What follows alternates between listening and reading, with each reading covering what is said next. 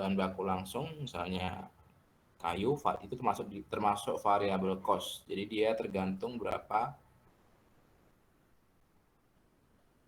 produksi yang akan dia hasilkan. Kalau dia misalnya dia ingin menghasilkan 50 set mebel, ya berarti dia harus menyediakan 50 batang kayu.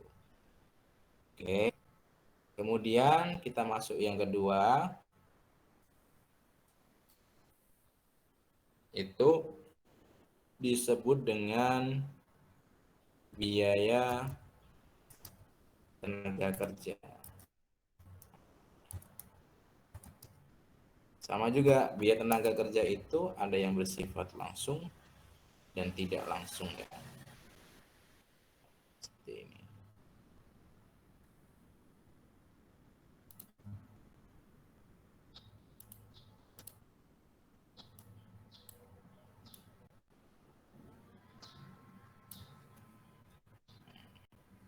Biaya tenaga kerja yang langsung itu biasanya ya tetap ya, ini adalah pegawai tetap ya.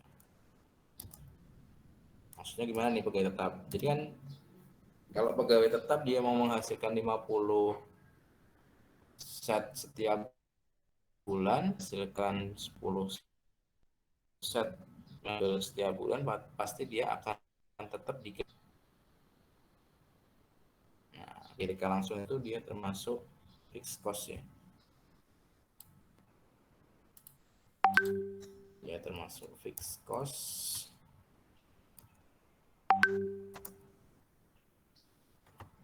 Nah, yang kedua, BTK tidak langsung, biaya tenaga kerja tidak langsung. Contohnya apa nih? Contohnya adalah pegawai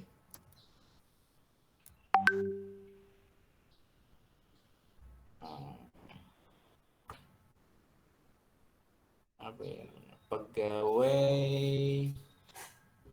Pegawai yang dihitung berdasarkan hasil produksinya. Ya, misalnya kan dia mampu menghasilkan satu kayu, biasanya pegawai lepas ya, atau borongan ya.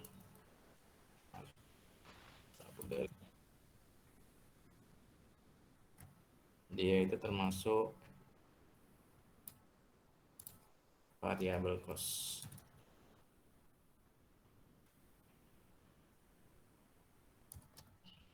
Nah, misalnya adalah pegawai lepas gitu ya, dia gaji sesuai dengan produksi yang dia hasilkan gitu ya. Ya, kalau dia misalnya dia menghasilkan 1 unit mebel digaji 1 juta, kalau dia 2 ya berarti nanti akan digaji 2 juta dan seterusnya. Ya, itu di situ. Kemudian yang ketiga, yang C,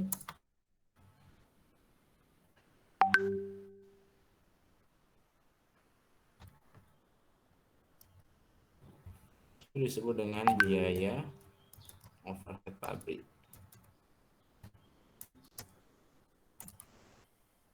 Biaya overhead. Nah, biaya overhead ini adalah biaya-biaya yang timbul di perusahaan selain biaya bahan baku dan biaya tenaga kerja. Contohnya adalah biaya listrik, biaya keamanan, dan juga biaya semacam ya.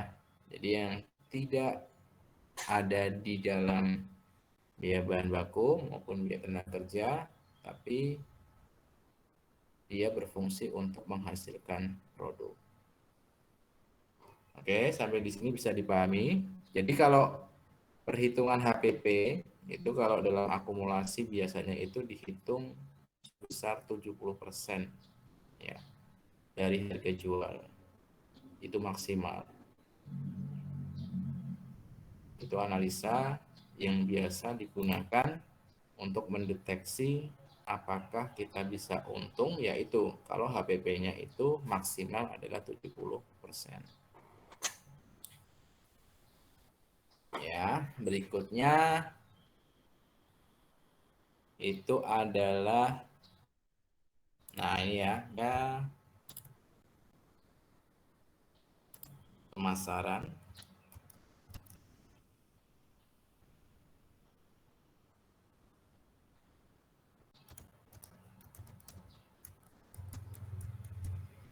Nah, ini biasanya dia berkaitan dengan departemen pemasaran ya. Departemen pemasaran. Nah, departemen pemasaran itu dalam mengalokasikan biaya pemasaran itu nanti akan dilihat dari target penjualan yang ingin dia capai. Gitu ya. Jadi kalau di departemen pemasaran itu biasanya nanti dia akan merujuk kepada target penjualan yang ingin dibukukan pada tahun tersebut. Ya, seperti itu.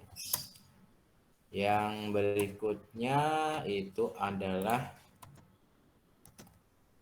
biaya administrasi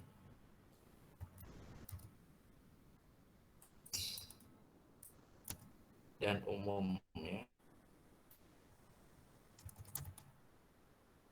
Bisa nanti di luar dari departemen pemasaran ataupun departemen produksi. Contohnya ya departemen keuangan,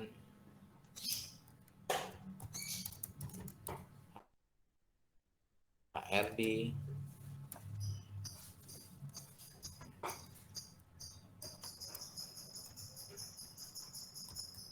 kemudian ada departemen keamanan. Nah, itu dia nanti masuknya kepada biaya administrasi dan umum. Tapi yang perlu saya jelaskan, posisi dari ketiga biaya dalam perhitungan keuntungan itu seperti ini ya, seperti yang kemarin saya jelaskan ya. Nah, jadi kalau HPP itu, kalau harga jual dikurangi dengan HPP, itu nanti disebut dengan disebut dengan gross profit atau laba kotor. Nah, berarti artinya laba kotor itu belum dikurangi dengan teksnya, belum dikurangi dengan biaya pemasarannya, belum dikurangi dengan biaya administrasi dan umum. Makanya kenapa kemarin itu saya terangkan untuk bagi hasil itu mudorib mendapatkan bagian sebesar 90% karena dia harus menanggung interestnya, bunga ya, kemudian harus menanggung biaya pemasarannya, harus menanggung biaya administrasi dan umum, dan juga harus menanggung biaya pajaknya. Bisa dipahami sampai di sini penjelasan dari saya? Ada pertanyaan? Ya. Jadi kalau kita menghitung berdasarkan bagi hasil dan bagi laba itu tergantung ya. Maksudnya tergantung itu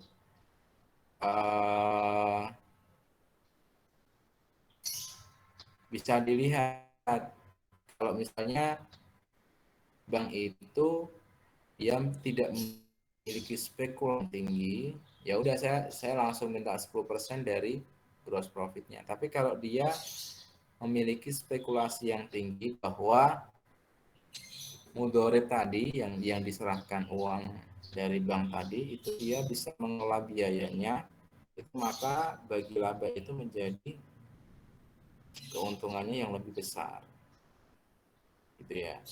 Jadi tergantung dari apakah pihak perbankan tadi dalam menentukan nisbah ya, dalam menentukan persentase atau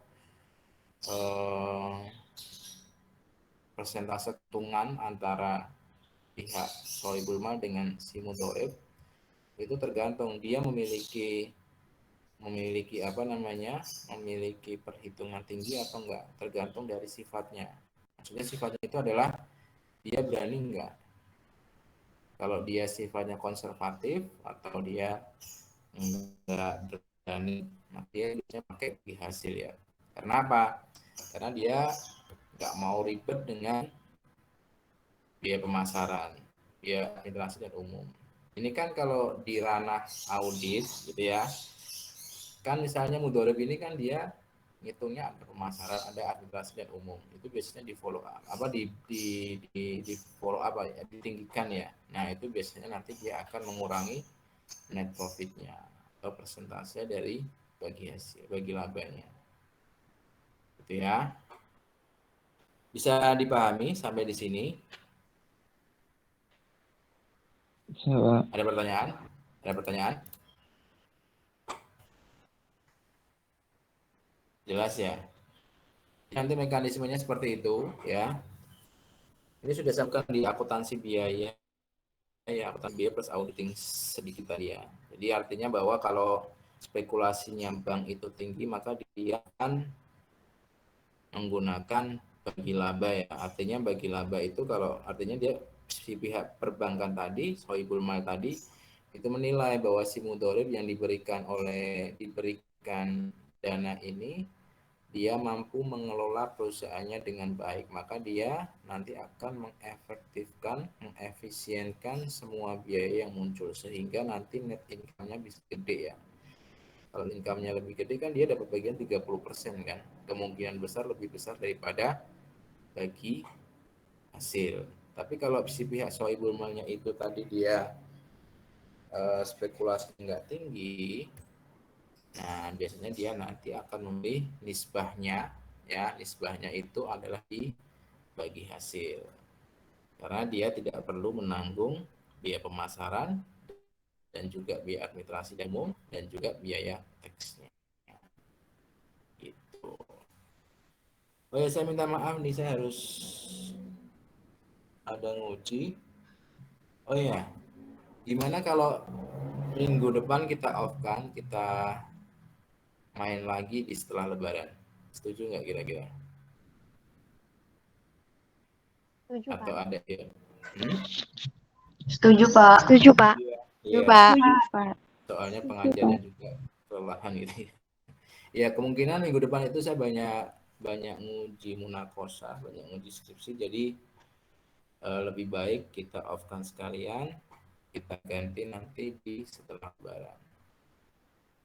Oke ya, kita sepakat ya seperti itu ya. Iya, Pak. Iya, Pak. Ya, baik. Ini saya rasa untuk pertemuan terakhir di bulan Ramadan sebelum ya masih jauh sih Lebarannya ya. Intinya saya mau minta maaf lahir dan batin atas semua yang saya berikan, mungkin kurang berkenan dan sebagainya. Tapi intinya adalah saya memberikan mata kuliah ini bukan satu mata kuliah ya. Tadi hampir ada 5 ya bahkan ya. Nah, ada akuntansi dasar, akuntansi syariah, perbankan syariah, plus akuntansi biaya kan tadi kan. Akuntansi biaya plus auditing sedikit ya. Jadi mudah-mudahan ilmu yang saya berikan itu bisa bermanfaat. Tapi saya minta tolong kepada Masla, karena saya sudah ngajar itu di luar konteks, maksudnya di luar konteks itu artinya referensinya macam-macam gitu ya, banyak referensi yang saya gunakan, tapi di otak itu. Nah harapannya nanti bisa di record ya, di record itu memberikan referensi kepada kalian, nanti kalau nulis skripsi khususnya yang mengambil ranah keuangan gitu ya. Oke, gitu. Ada pertanyaan ataupun ada pernyataan?